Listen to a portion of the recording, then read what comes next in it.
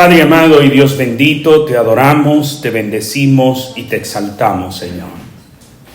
Eres fiel, tu misericordia es para siempre, oh Dios. Por eso te adoramos, te exaltamos y te glorificamos. Gracias te damos, Señor, por revelarte a nuestras vidas. Gracias te damos, oh Dios, por hacernos tus hijos.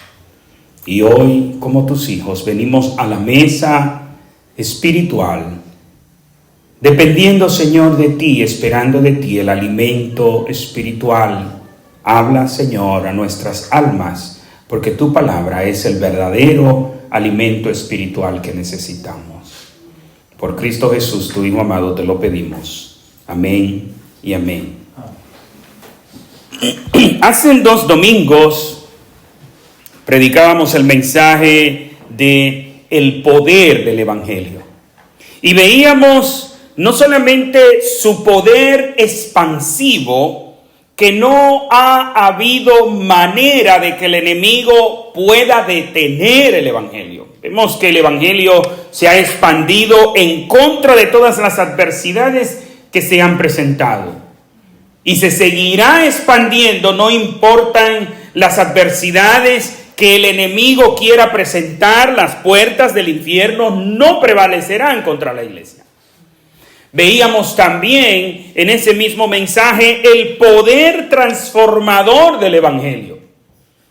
De manera tal que en la vida donde el Evangelio entra hay una transformación. Y así como la levadura leuda eleva la masa que fermenta, así el Evangelio eleva la vida de las personas que son tocadas por el Evangelio. Vemos cómo vidas son cambiadas, pero son elevadas. Padres que eran irresponsables se hacen padres responsables y amorosos. Ciudadanos que eran un peligro para la sociedad se convierten en ciudadanos de bien. Ciudades, culturas que eran culturas de perdición y de maldad, son transformadas por el Evangelio y se convierten en culturas de bien. El domingo pasado veíamos el gran tesoro que es el Evangelio. Tesoro que el que lo descubre hace todo el esfuerzo de adquirirlo.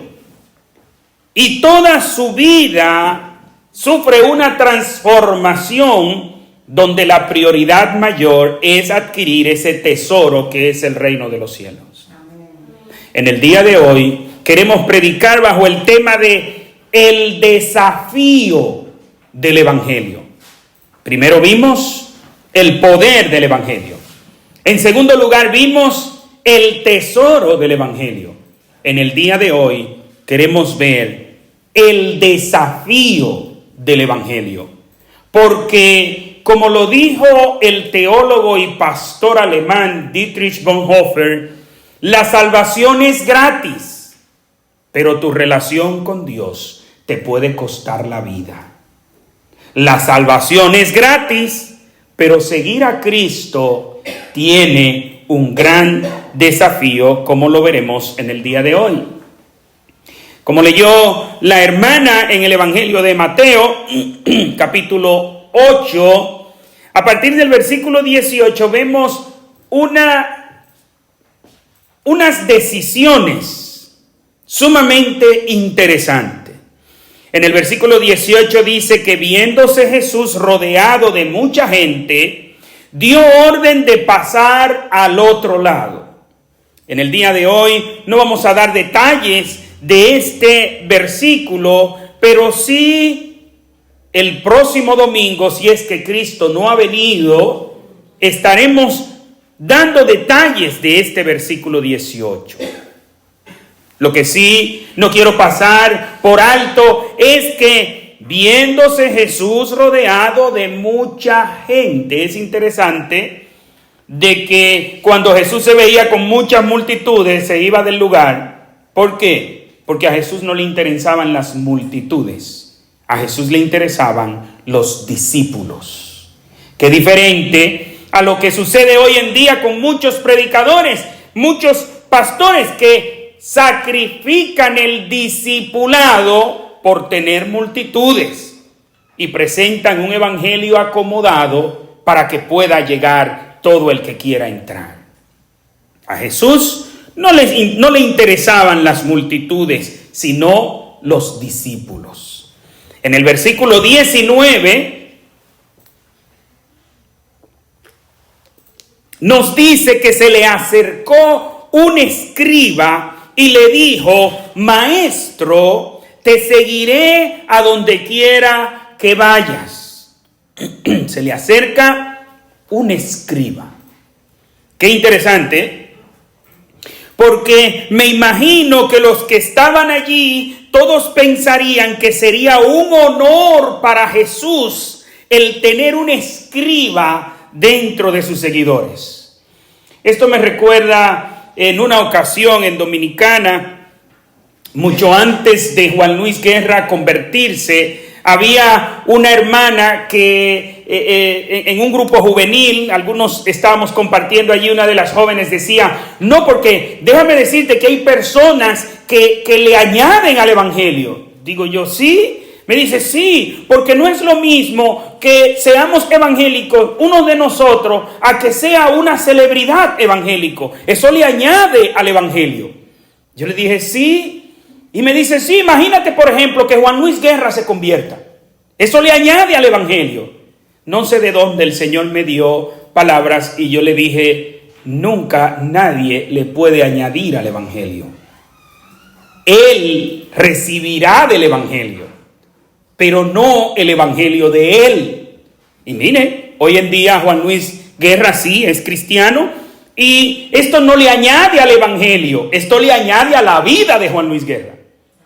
¿Por qué digo esto? Porque a veces pensamos, si de pronto ciertas celebridades sean cristianos, eso le añade al evangelio, eso le da mejor estatus al evangelio. Bueno, precisamente eso era lo que estaba sucediendo allí. Un escriba. Un escriba no era una persona común y corriente. Un escriba era un erudito en cuanto al conocimiento del Antiguo Testamento, en cuanto a la ley judía, en cuanto a la religión judía. De hecho, un escriba, él mismo, era maestro ya. Para tener ese título de escriba, tenía que ser muy experto en el conocimiento de la ley judía, en el conocimiento del Antiguo Testamento, y tener también a quien enseñar. Ya él era maestro. Y este escriba reconoce a Jesús como maestro. Y le dice, maestro. Qué maravilloso, ¿eh? La pregunta es, ¿sería de corazón aquella expresión? ¿Qué buscaba este escriba? Nos dice el comentarista William Hendrickson en este versículo, dice, los escribas mismos eran maestros. Sin embargo, este maestro reconoce a Jesús como su maestro y así se dirige a él. Finalmente, no puede haber dudas de su sinceridad. En el momento particular en que hizo su promesa, realmente tenía la intención de cumplirla. Quería ser un seguidor constante de Jesús. De hecho, este escriba dice una expresión que debería siempre estar en los labios de cada uno de nosotros. Siempre deberíamos estar en la disposición de decirle a Jesús, Señor, te seguiré a donde quiera que vaya. Como dice ese maravilloso himno, seguiré do tú me guíes. Salvador, servirte quiero, donde quiera fiel te seguiré. Mis amados, no debemos nosotros poner condiciones para nosotros seguir a Jesús. O primero preguntarle al Señor, ¿a dónde? Fíjense que escriba le dice, maestro, te seguiré donde quiera que vayas. Nosotros muchas veces cuando recibimos el llamado de Dios ponemos condiciones. ¿Dónde voy a ir? ¿Y cuáles serán las condiciones en que voy a ir? ¿Y qué vamos a hacer con tal cosa? Este escriba, vuelvo a repetir, dice una frase que debería ser un eslogan en cada uno de nosotros permanentemente: Señor, donde quiera que vayas, te seguiré donde quiera que tú vayas, sin importar las consecuencias. Como dice el pastor Charles Stanley, cuando dice: obedezca al Señor de todo corazón y déjele al Señor las consecuencias. Las consecuencias no son nuestra obligación, las consecuencias no son nuestra responsabilidad. Nuestra responsabilidad es obedecer a Dios. Veamos entonces la respuesta de Jesús, versículo 20. Jesús le dijo: las zorras tienen guaridas y las aves del cielo nidos, pero el Hijo del Hombre no tiene dónde recostar su cabeza. Mis amados, aunque el pasaje no nos dice la intención de este escriba en seguir a Jesús, la respuesta que Jesús le da nos insinúa la intención que éste tiene al seguir a Jesús. Y son varias las cosas que podemos analizar de allí. En primer lugar, ¿qué es lo que Jesús está diciéndole a este escriba? Jesús no le está ofreciendo nada bueno a cambio de él seguir a Jesús. Nada bueno en lo material a cambio de seguir a Jesús. Es interesante, mis amados, que son muchos los predicadores que le dicen a la gente: ven a Cristo y todos tus problemas se van a solucionar. Y esto no es verdad. De hecho, esa oferta Cristo no se la hace a nadie. Ven a Cristo y sí, hay muchos problemas que se te van a solucionar. El principal de todos es que se resolverá tu problema con la justicia divina. Dejarás de ser un prófugo de la justicia divina. Dejarás de ser un violador de la ley de Dios y te convertirás en un hijo de Dios. Por tal razón, todos tus problemas en el ámbito espiritual se van a solucionar. Pero es probable que al tú seguir a Cristo te vengan problemas de hecho familiares. Es probable que una esposa tenga que escuchar de su esposo decirle: o sigue como cristiana o sigues conmigo. Decide entre mí y la iglesia. Es probable también que una persona tenga que decidir entre su trabajo o seguir a Cristo, porque su trabajo de pronto está ocupando el lugar de Dios. Es posible que usted tenga que decidir entre algunas cosas, como estudiábamos esta mañana en la escuela dominical. A veces usted tendrá que renunciar a algunas cosas materiales para poder conseguir las espirituales. Y como decíamos en la escuela dominical, cuando usted elige conseguir lo material sacrificando lo espiritual, pierde las dos cosas, como le pasó a Lot. Pero cuando usted elige sacrificar lo material por conseguir lo espiritual, gana las dos cosas, como le pasó a Abraham. A final de cuentas, todas las tierras vinieron a pertenecerle a Abraham. ¿Por qué? Porque él decidió seguir a Cristo, seguir a Jesús, seguir el mandamiento que Jehová Dios le había dado. Por tal razón, mis hermanos, no es verdad que seguir a Cristo no nos representa sacrificios. Sí, y eso es lo que le está diciendo Jesús a este escriba. Mira, piénsalo bien. No tomes una decisión a la ligera. Parecería como si Cristo lo está desestimulando para que él siga a Cristo. Él con todo su entusiasmo. ¿Y por qué tiene este entusiasmo? Recuérdese, al ver las multitudes ¿Qué buscaba un escriba? Multitudes. Él quería enseñar lo que sabía. Él quería mostrar a los demás lo que él sabía. Él quería mostrar a los demás lo bueno que era él. Pero además, todos los beneficios que iba a recibir como consecuencia de ser un líder de multitudes. ¿Qué le dice Jesús? Mira las zorras. Los animales más despreciables tienen una guarida donde están. Y las aves tienen un nido donde estar. Pero el Hijo del Hombre no tiene donde recostar su cabeza. ¿Qué le está diciendo Jesús a este escriba? No te ofrezco nada material. No te ofrezco éxitos materiales. Piénsalo bien. Jesús le dice que él no tiene nada para ofrecerle a este escriba por seguirlo.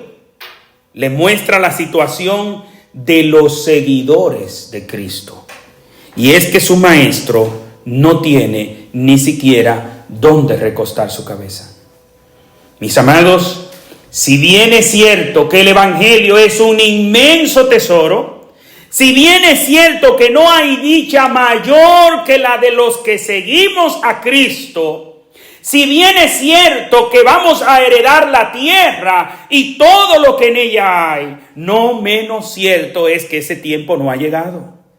En el tiempo presente, a los seguidores de Cristo se nos entrega una cruz, no una corona. La corona la tendremos, pero la cruz la tenemos. La cruz es ahora. De hecho, leía en algún lugar diciendo, con aquellos que se refieren a que el infierno es aquí, dice John MacArthur, sí, es verdad, el infierno es aquí, pero es para los seguidores de Cristo. Los seguidores de Cristo, el mayor infierno que podremos tener es lo que estamos viviendo ahora. Pero para el que no es seguidor de Cristo, la única gloria que va a tener es la que está viviendo ahora, porque le espera un infierno, pero a nosotros nos espera una gloria. Mientras tanto, seguir a Cristo puede representar, no siempre lo va a hacer así, pero te puede representar decisiones incómodas a tomar.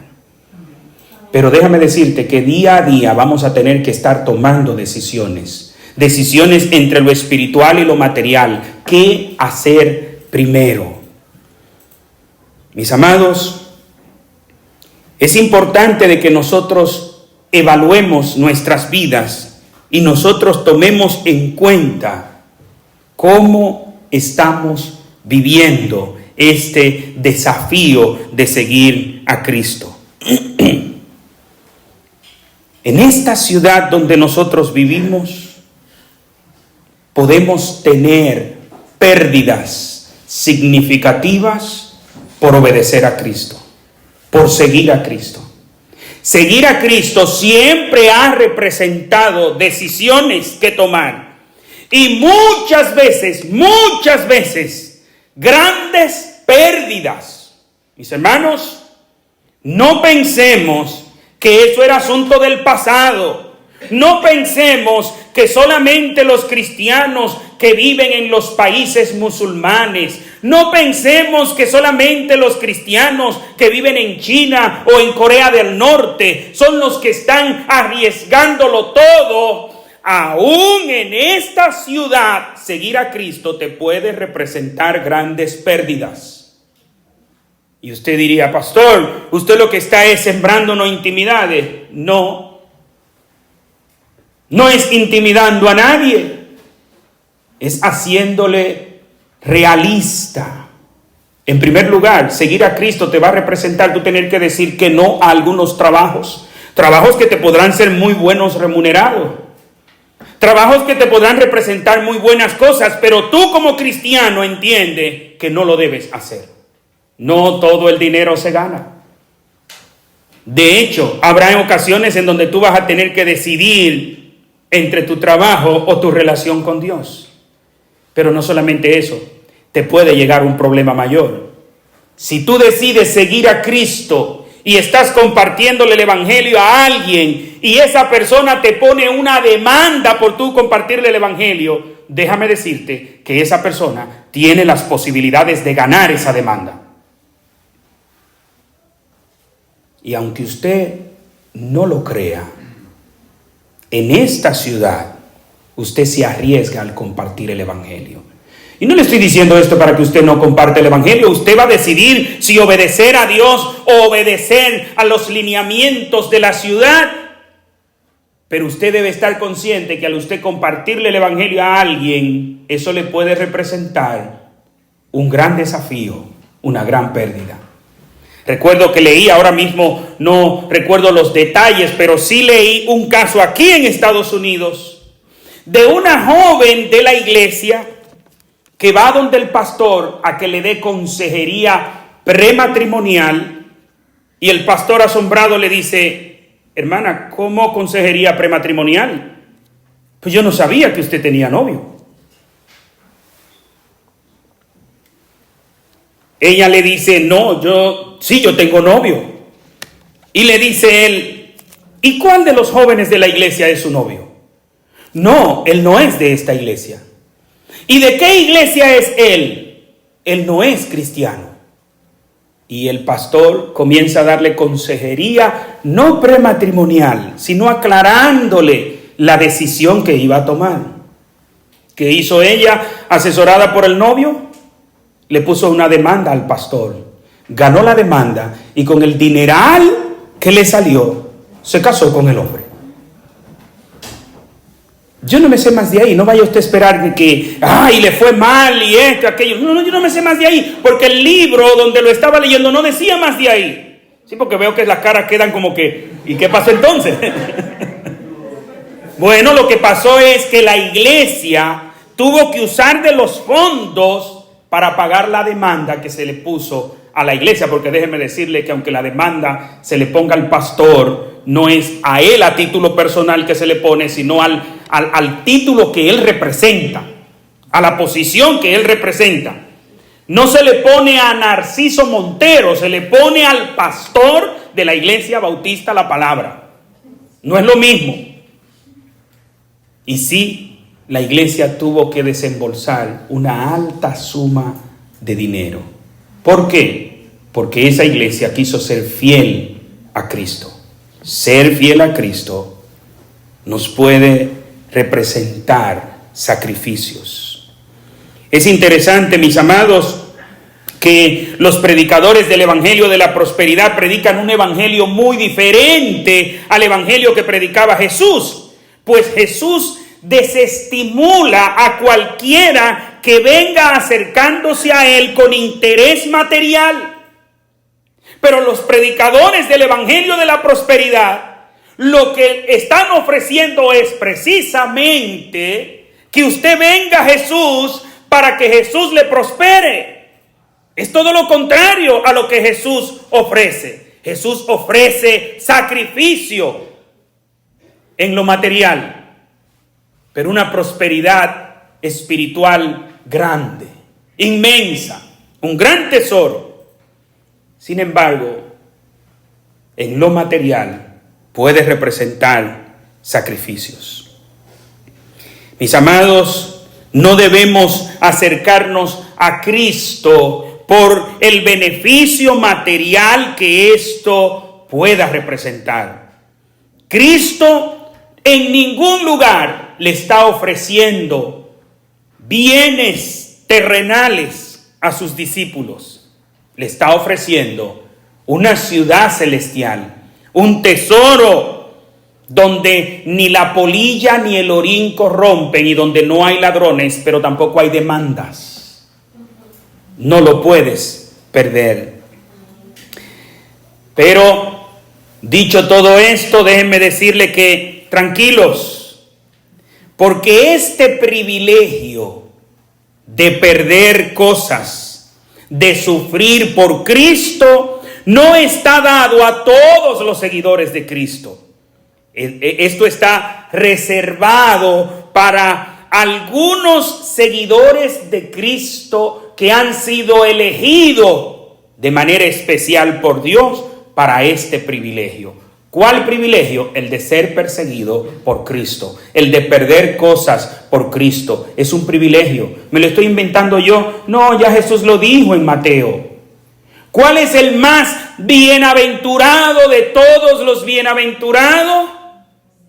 Aquel que sufre persecución por causa de Cristo. Mateo capítulo 5. Bienaventurados sois cuando por mi causa os vituperen y os persigan. ¿Y qué dice él? Regocijaos. ¿Qué decimos nosotros de las personas que hoy en día, déjeme decirle que casi a diario hay personas que están perdiendo la vida por Cristo? En esos países musulmanes, en China, en Corea del Norte, en muchos otros lugares. Aún aquí en América. Hay en muchos pueblos que las personas que se hacen cristianos se burlan de ellos, lo maltratan, los familiares lo desechan, los repudian. ¿Y qué decimos nosotros de ellos? Ay, qué pena. ¿Y qué dice Jesús? No, esos son más que privilegiados, son más que dichosos. ¿Y qué le dice Jesús a ellos? Acongójense, no, gozaos y alegraos porque vuestro galardón es grande en los cielos. Para todos nosotros, para los que sufren por causa de Cristo.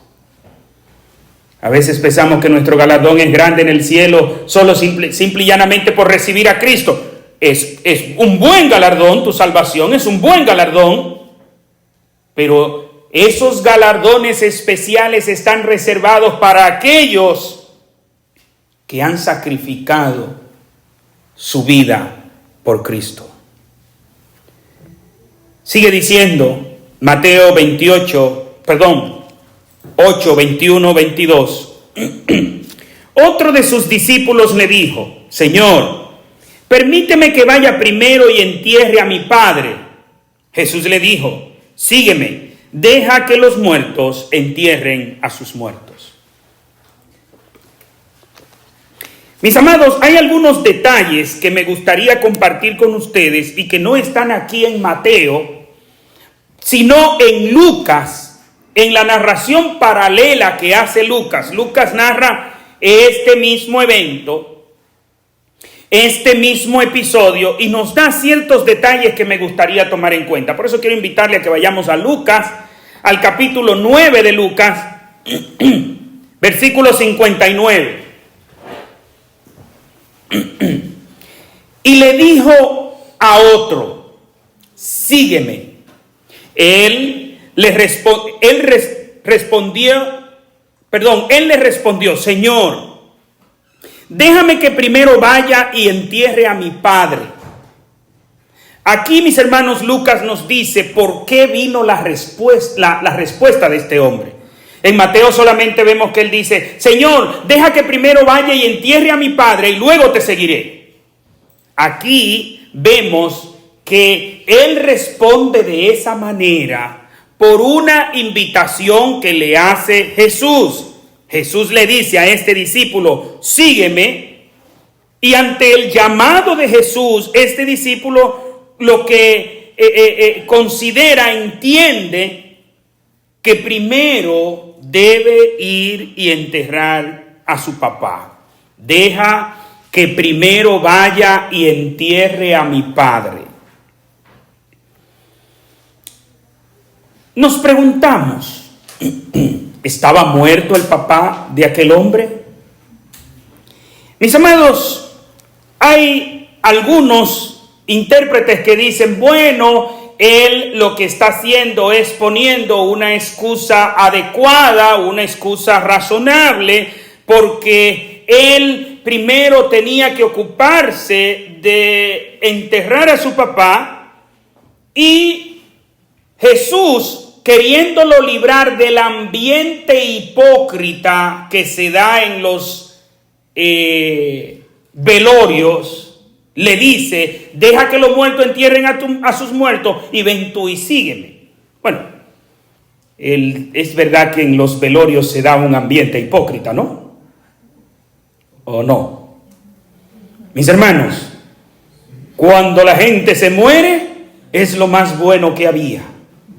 Yo no he visto en un velorio diciendo que bueno, porque que el tipo era perverso. No, en los velorios usted ve que, ay, tan bueno que era, ay. Y es verdad, se da un ambiente hipócrita hasta algunas personas que van a darle el pésame a los familiares y dice, oh, te acompaño en tu sentimiento, y se da la vuelta y se da un trago. ¿Es verdad que lo está acompañando? No, no está acompañando en el dolor. O si no, en Dominicana hay una versión que se llaman los bucamuertos y azarabivos. Y mire, se ponen a hacer unos cuentos, unos chistes y una cosa. Yo estuve en un velorio que hasta la mamá del muerto se estaba riendo. Y en un momento tuvo el papá del muerto, un jovencito que murió, a echarlo de ahí. Porque hasta la mamá del muerto la sacaron de concentración y ella se estaba riendo. Pero en el ambiente del velorio hay cierta hipocresía. Eso es verdad. Pero ¿era eso lo que pasaba allí? No, mis amados. Hay otra interpretación tomando en consideración la cultura, el ambiente, la realidad de las tierras bíblicas en los tiempos bíblicos, y no solamente en los tiempos bíblicos, sino más recientemente todavía es así, y es que los varones no hacían ningún tipo de compromiso que los sacara de su ambiente familiar hasta que primero enterraban a su papá. Primero enterraban a sus padres. No porque estuvieran enfermos, no es que este hombre tenía a su papá muerto, porque déjeme decirle lo siguiente, seamos realistas. Si su papá estaba muerto, ¿qué buscaba él ahí? ¿Dónde debía estar él? En el velorio de su papá, resolviendo los asuntos de su papá. Pero no solamente eso, mis amados.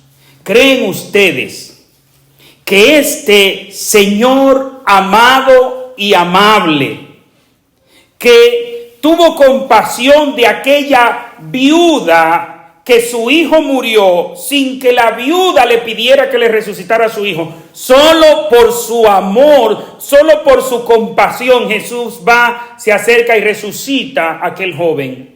¿No iba a tener compasión de aquel seguidor suyo y dejarlo ir a enterrar a su papá? O Jesús, que fue movido a misericordia y resucitó a Lázaro, ¿no iba a tener compasión por aquel discípulo suyo? No, no era aquello lo que sucedía. Lo que él le estaba diciendo es: deja que primero entierre a mi padre.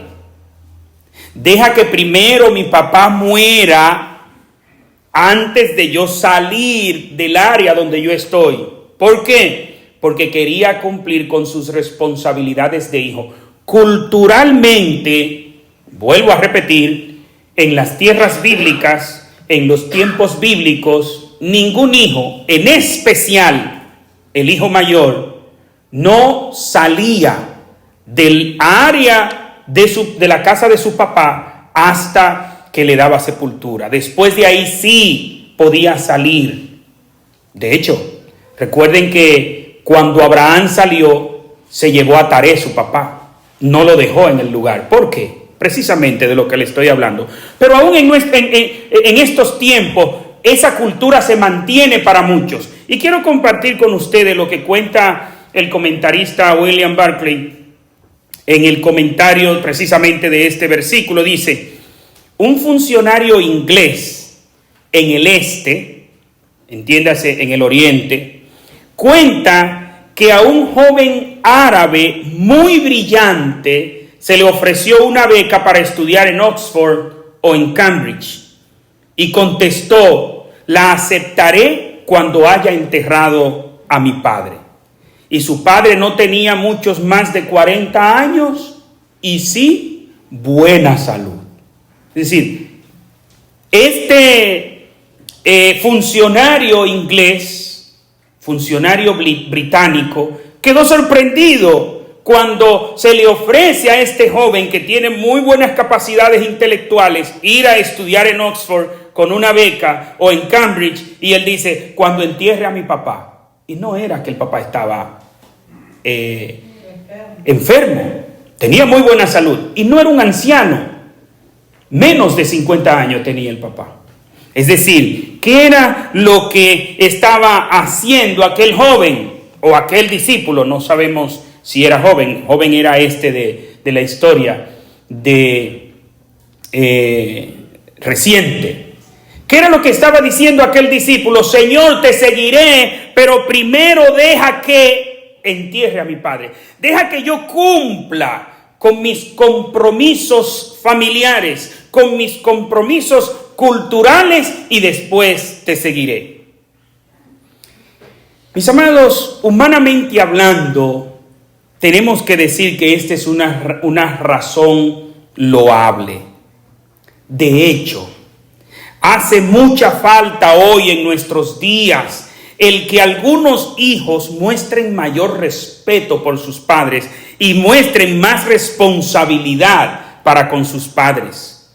Es una pena ver cómo vivimos aquí en el oeste del globo terráqueo, cómo muchos hijos muestran tan poca responsabilidad, tan poco decoro para con sus padres, que ellos, los hijos, pueden estar en una muy buena posición económica, pero sus padres siguen viviendo en condiciones precarias. Pero también vemos muchas veces las respuestas irresponsables e irrespetuosas que muchos hijos dan a sus padres. Por eso cuando vemos una persona como este discípulo decimos, wow, cuánto deberían los jóvenes aprender, cuánto deberíamos nosotros de este lado del mundo aprender el respeto por nuestros padres. En los países orientales hay un tremendo respeto por los padres, no importa la edad que tengan. No importa la edad que tengan, son venerados los padres, son honrados. ¿Y qué nos dice la Biblia? Honra a tu padre y a tu madre, y aún los días te serán alargados en la tierra. ¿Por qué a muchas personas les va bien? Precisamente porque honran a sus padres. Sin embargo, es una lástima ver cómo nuestras culturas están formando, nosotros, estoy incluido, cómo estamos formando hijos egoístas, hijos que solo piensan en ellos, nunca en sus padres. Y si piensan en sus padres, es el día del padre o el día de la madre para cumplir un ritual. De nuevo, es una lástima ver cómo hay hijos tan malagradecidos. Y cuando uno ve un joven, una persona como esta, uno dice, wow, qué loable.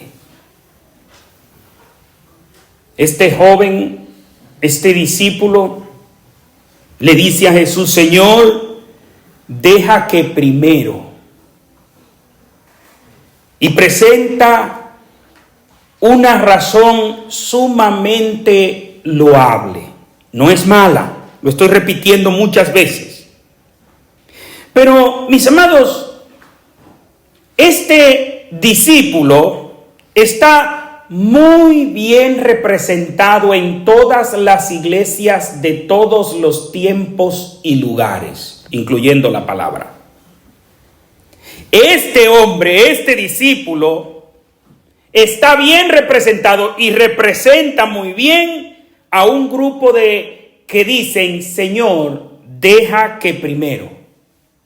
¿Cuántas veces en la iglesia escuchamos esa expresión? Primero voy a, deja que primero termine mis estudios y después serviré en la iglesia. Después serviré al Señor en un ministerio. Deja que primero termine mi trabajo. Recuerdo el caso de una hermana en el seminario en República Dominicana que me decía, profesor, A veces se me hace difícil hacer los estudios de esta materia porque yo no puedo ver loza sucia, yo no puedo ver oficios por hacer y ponerme a estudiar. Yo primero tengo que terminar todos mis oficios y después ponerme a estudiar la Biblia. De eso es que nos estamos refiriendo. Pero ¿era solo ella? ¿Cuál es el tiempo que dedicamos? Tú piensa, ¿cuál es el tiempo que tú dedicas a estudiar la Biblia? Son muchas las personas que me dicen, pastor, mire, yo hago el esfuerzo, pero no entiendo. Le digo, ok, ¿a qué hora estudias? O mire, cuando yo llego del trabajo, después que yo termino todos mis quehaceres, yo me siento a estudiar, pero no entiendo. Claro, no va a entender, porque ya el cerebro está reventado, ya estás agotado. Lo único que tú vas a entender es almohada y sábana para acostarte. Y uno le dice, pues mira, levántate temprano y ponte a estudiar en la mañana. No, yo no puedo, porque yo tengo que llegar al trabajo a tal hora, yo tengo que hacer tal cosa a tal hora. Y le damos al Señor el bagazo de nosotros. ¿Cómo vamos a entender la Biblia? No hay manera. Tenemos que buscar un horario donde nuestro cerebro esté bueno, donde nuestra mente pueda captar y entender la palabra de Dios. Pero, ¿qué hacemos? Señor, deja que primero termine mi trabajo. Deja que primero haga todos mis quehaceres. Deja que primero haga tales o cuales cosas. Deja que primero, es una lista bien larga y creciendo, porque Satanás siempre te va a tener un primero que. ¿Cuántas no son las personas que yo conozco de esta manera? ¿Cuántos no son los casos que he visto? Que primero, Señor, primero tal cosa y después hago lo otro. Primero esto. Y yo te pregunto, ¿cuál es tu deja que primero que le estás dando al Señor? Jesús dice claramente, buscad primeramente el reino de Dios y su justicia, y todas las demás cosas te serán añadidas. El que primero hace la obra del Señor no es porque está vago, no. Es porque ha entendido el orden de prioridad. ¿Qué debe hacerse primero? Lo espiritual. Decía Martín Lutero que cuando tenía mucho trabajo por hacer, muchas cosas por hacer, ese día él oraba más tiempo. Porque decía Martín Lutero, cuando he tenido un buen tiempo de oración, el resto de las cosas están casi hechas. ¿Y qué es lo que hacemos nosotros? Yo no voy a hablar de usted, yo voy a hablar de mí. Que el día que tengo muchas cosas por hacer es cuando menos oro. Eso es lo que hacemos nosotros. Hoy tengo muchas cosas por hacer. Señor, gracias, guíame. En el nombre de Jesús. Amén. Y arranca por ahí. ¿Y sabe qué nos pasa? Que una misma cosa tenemos que hacerla 2 y 3 veces y como quiera termina mal. Como quiera termina mal. Y después nos quejamos. Oye, tanto que le he pedido a Dios que me ayude con esto y mira lo mal que me está yendo. ¿Sabe por qué? Porque ya Dios estableció cuál era el procedimiento. Ya Dios dijo cómo era. Buscar. En Mateo capítulo 6, versículo 33, buscad primeramente el reino de Dios y su justicia, y todas estas cosas os serán añadidas. ¿Qué es lo primero? El reino de Dios y su justicia. ¿Qué decía este joven? Deja que primero. Y vuelvo a repetirle, mis hermanos, lo que él está pidiendo es algo loable, es algo bueno. Y de esa manera representa cualquier otra cosa buena que usted quiera poner ahí. Está representada. ¿Y cuál es la respuesta de Jesús? Yo me imagino que Jesús lo mira y le dice, wow, qué joven tan ejemplar, qué discípulo tan ejemplar. Todos ustedes deberían hacer lo que Él está diciendo. ¿Esa fue la respuesta de Jesús? Claro que no. Versículo 60. Jesús le dijo, deja que los muertos entierren a sus muertos, pero tú vete a anunciar el reino de Dios. Parece dura la respuesta. ¿No le parece dura a usted?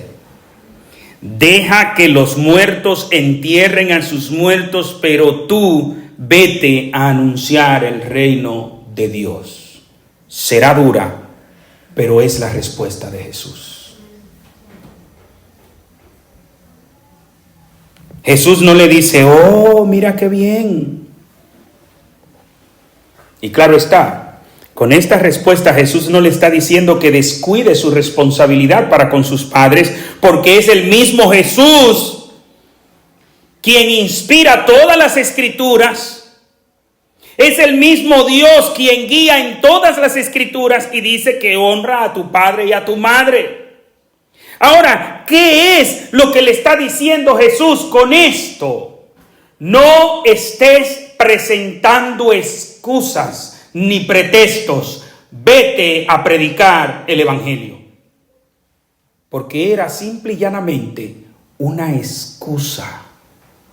No era que su papá estaba muerto. No era que había que enterrar a su papá en ese momento. Era una excusa para postergar hacer aquello a lo que Jesús lo estaba llamando. ¿Y qué es lo que más hacemos nosotros? Poner excusas. Y algunas, ya yo lo he dicho en otras ocasiones, el que quiere excusas para no asistir a la iglesia, haga la prueba. Usted deja de venir un domingo a la iglesia y yo le aseguro que el domingo que viene ya está más pesado para venir. Y usted dejó de sumarse a un trabajo en la iglesia en el momento en que sintió la inspiración. Oye, en este momento Jesús le dice, sígueme. Es en ese momento que tiene que hacerlo. Porque si usted posterga la inspiración, ¿sabe qué sucede? No hace nada. Y no tengo que darle ejemplo porque usted conoce muchísimo. No de otros, de usted. ¿No le ha dado a usted inspiración en un momento? Wow, yo quiero comenzar a estudiar más la Biblia. Pues arranque en ese momento. Llámeme, pastor, ¿qué día, a qué hora nos podemos reunir? ¿A qué? A estudiar la Biblia. De hecho, ¿sabe algo que nosotros los bautistas, por asunto cultural, no hacemos mucho? Los compromisos en público, porque no queremos ser hipócritas. Oh, yo no quiero comprometerme públicamente para que de pronto no se vea como que yo estoy de hipócrita. ¿Sabe qué sucede? Que lo mejor que usted puede hacer es comprometerse públicamente. ¿Sabe por qué? Porque cuando usted se compromete públicamente, ¿qué pasa? Usted tiene mayor compromiso. ¿Cuántas veces no decimos nosotros, bueno, mañana me levanto yo a las 5, mañana voy a ser parte del ejército, pero nada más fuimos nosotros? Mañana soy yo parte del ejército de oración, pero como no le dije a nadie, a las 5 suena la alarma, la apagamos y... Pero si ya yo le dije a otro, llámame a las 5. Cuando esa otra persona me llama y vamos a orar aquí por teléfono tú y yo, todavía no queremos, terminamos haciéndolo. Estimulaos al amor y a las buenas obras, nos dice la Biblia en Hebreos. Mire, no deje al deseo el asistir a la iglesia. No deje al deseo el hacer las cosas espirituales. Oblíguese a hacer las cosas espirituales. A tal hora yo voy a orar. Aunque no tenga el deseo, párese y ore. A tal hora yo voy a estudiar la Biblia. Mi tiempo con el Señor, este tiempo que venimos los domingos a la iglesia, es nuestro compromiso de adoración pública. Tenemos nuestro compromiso de adoración privada a través de un estudio serio de la palabra de Dios y a través de una vida de oración. Pero este tiempo es el compromiso público. Jesús le dijo en secreto a ese, sígueme. Había una multitud allí. Y delante de la multitud es que Jesús le está pidiendo compromiso a aquel seguidor, a aquel discípulo. Comprométase públicamente. Y aunque no lo pregunten, usted se levanta la mano. Sí, yo quiero comprometerme públicamente a hacer tal cosa. Porque cuando nos comprometemos públicamente, eso nos empuja. ¿Por qué? Pues no queremos quedar mal. No queremos que los demás sepan que solo somos promesas. ¿Usted quiere ver a alguien que no tiene planes de cumplir? Diga, bueno, no, yo me comprometo yo no me voy a inscribir. Yo lo voy a hacer yo.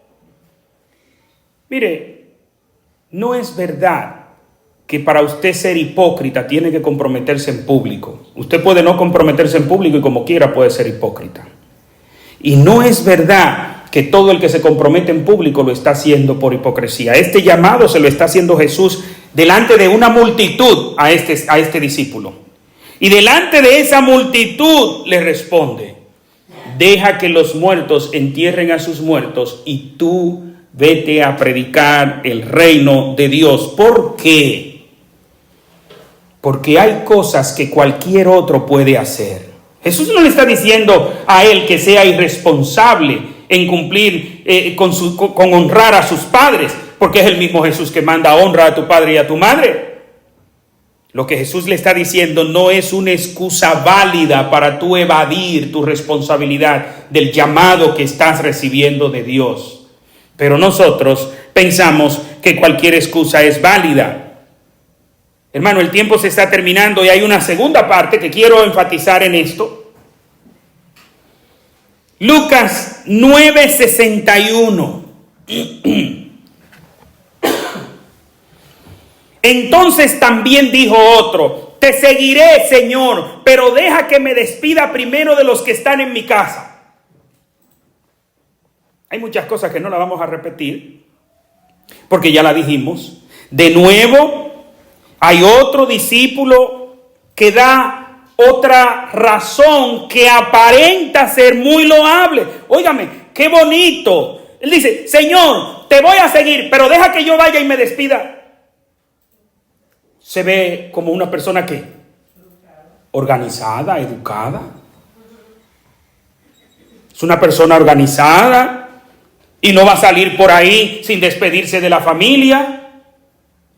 Parece loable la razón que le está dando. Parece justificable. Ahora, es importante que nosotros estos pasajes lo entendamos no en el ambiente nuestro, latinoamericano. ¿Qué significa despedirse? Señores, nos vemos. Pero en ese ambiente despedirse no era señores, nos vemos. No sé si ustedes se recordarán aquel pasaje donde el sacerdote va a buscar a la esposa y se despide del suegro. ¿Y qué le dice el suegro? Hijo mío, pero no te vayas por ahí ahora, quédate y te va un chin más tarde, que te voy a preparar una comida. Es más, mira, el barbecue ya está encendido. Y el hombre se queda a comer. Pero mira, son las 5 de la tarde, se te va a hacer oscuro en el camino, quédate. Y en ese cuento duraron 3 días. Léalo en la Biblia. ¿Qué pasa? Que en los tiempos bíblicos, en las tierras bíblicas, una despedida podía durar hasta más de una semana. De nuevo, si Jesús le dice: está bien, ve y despídete, ¿qué iba a pasar? Se enfriaba.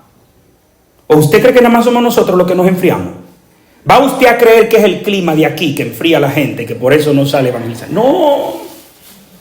Jesús le contestó: ninguno que habiendo puesto su mano en el arado mira atrás es apto para el reino de Dios. Yo le pregunto, ¿Le parece suave esa respuesta? ¿Le parece muy polite, muy... oh Dios mío? ¿Le parece como muy diplomática esa respuesta? No. Es una respuesta frontal y desafiante. El que pone la mano en el arado y mira hacia atrás no es apto para el reino de Dios. No califica para esto. Jesús no le dijo, no vaya. Le dijo, tú decides. O lo haces ahora o eres descalificado. ¿Por qué es que usted cree que nos pasan tantas cosas que pensamos hacer en la obra del Señor? Ahora sí es verdad que yo me voy a decidir, ahora sí es verdad, pero viene una bobería y algo de hecho que parece ser, pero primero déjame hacer tal cosa. Parecería que estaba haciendo algo muy correcto. ¿Y qué era? Quería irse a despedir de su familia. Pero ¿qué le dice el Señor?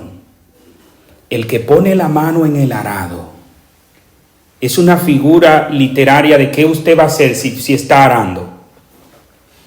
A sembrar. ¿Qué va a sembrar? ¿A qué nos llama el Señor? A sembrar, como dice el himno número 8 del himnario de gloria y triunfo. Sembraré la simiente preciosa del glorioso evangelio de amor. Sembraré mientras viva, dejaré el resultado al Señor. ¿Qué le dice Jesús?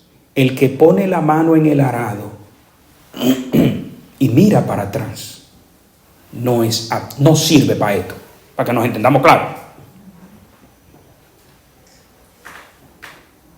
No sirve para esto. Mis amados, ¿cuántos llevarían ese calificativo si el mismo Señor le estuviera diciendo en público como se lo dijo a ese? Miren, hay en un retiro de servidores, no el último que hicimos, el penúltimo, que en ese retiro, los que estaban ahí en ese retiro de servidores, sabrán que en un momento hay un hermano de la iglesia Resurrección que le dice al pastor Sandoval, pero ¿y qué yo voy a hacer si pasa esto? ¿Recuerdan lo que le dijo el pastor Sandoval? Tú no sirves para esto. Yo me estremecí por dentro. Yo difícilmente le doy una respuesta hacia alguien. Yo no tengo esa capacidad. Pero era la verdad. ¿Dónde cree usted que está ese hermano? ¿Sirviendo en la iglesia? No está en la iglesia. Después de tantos años en la iglesia, se retira de la iglesia. Oiga la respuesta que él da: se me metió el diablo, no sigo en la iglesia. ¿Era fuerte la respuesta que le estaban dando? Sí, pero es lo mismo que Jesús dijo. De nuevo, por último, quiero citar al comentarista William Barclay. En el comentario de esta respuesta de Jesús dice: Jesús no le dijo ni sigue ni vuelve, sino no acepto un servicio tibio. Y dejó que el hombre hiciera su propia decisión. ¿Cuántos servidores tibios tenemos hoy en el cristianismo? Ese es el gran problema con la iglesia. Hay demasiados seguidores tibios, seguidores circunstanciales. Y el problema es que son muchos los que han rebajado el evangelio para que más personas entren, no sabiendo que el que entra a la iglesia con un evangelio rebajado, relajado, no va a ser discípulo de Cristo. Simple y llanamente será cizaña, no trigo. Mis amados, usted puede venir y darme cualquier excusa a mí y que yo le digo, te entiendo. Cualquier excusa que usted me dé, pero sepa que no es conmigo el asunto, es con Jesús y a Dios. ¿Cuál es la excusa que tú le vas a dar? ¿Tú crees que delante de Dios hay excusas válidas? Miremos aquí. ¿Qué le dijo Jesús a estos dos seguidores? Hubo a uno que le dijo, fueron 3 los casos. Hubo a uno que le dijo, piensa bien lo que te espera, porque no son beneficios materiales lo que deben atraerte a Cristo. Y a aquel que recibiendo el llamado de Jesús, Jesús le da una razón humanamente loable. No solamente una razón válida, porque déjeme decirle algo, no es lo mismo una razón válida que una razón loable. Pero aún esa razón loable, Jesucristo se la refuta y le dice, hay soluciones para eso. A otros que hagan eso y tú predique el Evangelio, porque solo tú puedes predicar el Evangelio. Solo nosotros, los discípulos de Cristo, hemos sido hechos embajadores de Cristo. En 2 Corintios capítulo 5, versículos 17 al 20 dice, de modo que si alguno está en Cristo, nueva criatura es. Las cosas viejas pasaron, todas son hechas nuevas. Y todo esto proviene de Dios, quien nos reconcilió consigo mismo por Cristo y nos dio el ministerio de la reconciliación. Dios estaba en Cristo reconciliando consigo al mundo, no tomándoles en cuenta a los hombres sus pecados, y nos encargó a nosotros la palabra de la reconciliación. Versículo 20. Así que somos embajadores en nombre de Cristo. Como si Dios rogara por medio de nosotros, os rogamos en nombre de Cristo, reconciliaos con Dios. Al primero que aquel hombre debía predicarle el evangelio era a su papá muerto espiritualmente. Ven que sí podemos cumplir el mandamiento del Señor en todas las áreas. Pero es importante, mis amados, que nosotros hagamos conciencia, que nos evaluemos. Y así como dice el comentarista William Barclay, ¿seré yo un siervo tibio? ¿Seré yo uno de esos que está dando excusas? ¿Seré yo de los que estoy diciendo al Señor, Señor, déjame que haga tal cosa primero y luego voy a hacer lo que tú me estás mandando? Y algunos pensarán, el Señor no me está mandando a nada. Bueno, parece que no estás estudiando tu Biblia, porque si Dios no te está hablando, es porque tú no estás estudiando tu Biblia. Porque Dios habla con sus hijos, así como los padres terrenales hablamos con nuestros hijos. El Padre Celestial mucho más habla con sus hijos. Si Dios no te está hablando, es una de dos. O porque no eres hijo, o porque te estás haciendo el sordo. Pero Dios sí te está hablando. Oremos. Quiero invitarle, hermanos,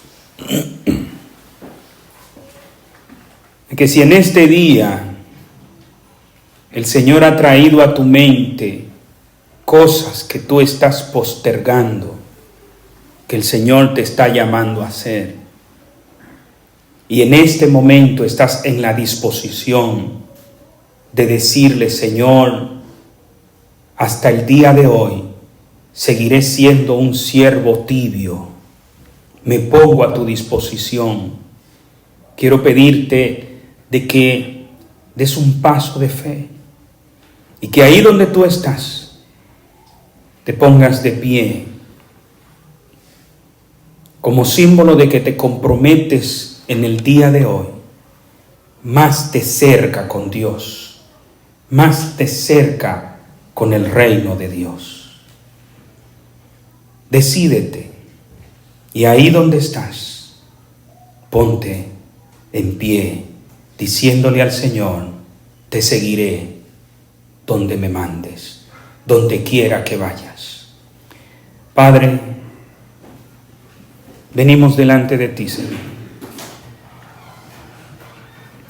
Reconocemos, oh Dios, de que en muchas ocasiones no hemos sido obedientes. Reconocemos, Padre, de que te hemos fallado. Pero en este día venimos en primer lugar arrepentidos. Venimos, Señor, a pedirte nos perdones y a suplicarte nos des una segunda oportunidad. Padre, queremos decirte: aquí estamos, envíanos a nosotros. Aquí estamos, Señor. Queremos hacer un compromiso serio contigo, con tu reino, a buscar primeramente tu reino y a ponerte a ti y tu llamado antes que cualquier otra cosa en nuestras vidas. Ayúdanos, Padre, porque sabemos que el desaliento nos va a llegar. Ya nos ha pasado en otras ocasiones.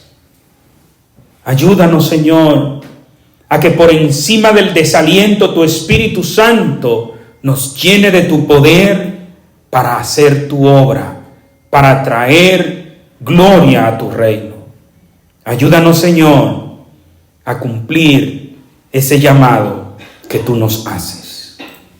Por Cristo Jesús, tu Hijo amado, te lo suplicamos. Amén y amén. Dios les bendiga, mis amados.